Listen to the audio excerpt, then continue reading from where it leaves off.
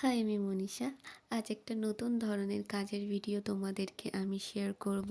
তো দেখো, প্রথমেই সুতো দিয়ে বিসলিটাকে এরকম সুন্দরভাবে বেঁধে নিয়েছিলাম। তারপর এই কাজটা করবার জন্য খুব গুরুত্বপূর্ণ সেটা হচ্ছে মাটিটাকে সুন্দরভাবে রেডি করা।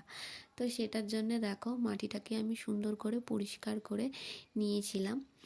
তারপর এই মাটিটার ভিতরে একটু জল দিয়ে সুন্দরভাবে মাটিটাকে আমি গুলে নিয়েছিলাম। তারপর এই মাটিটাকে আমি রোদে দিয়েছিলাম একটু শুকানোর জন্যে।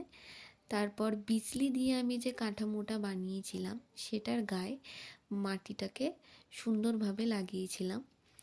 তারপর এই মাটিটা একটু শুকিয়ে গেলে তার পরের দিন মাটিটা দিয়ে আমি কাজ করেছিলাম।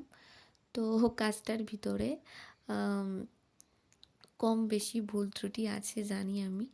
তো এই কাজটা করার পর মনে হয়েছিল যে একটু ফাঁকা ফাঁকা লাগছিল, তার জন্যে আমি এক্সট্রা কিছু ডিজাইন অ্যাড করেছিলাম। তো এই কাজটার শুধু কালার করার কাজই এখন বাকি আছে। তো সেটা আমি পার্ট 2 এর ভিডিওতে শেয়ার করব। তো চলো টাটা, দেখা হবে নেক্সট ভিডিওতে।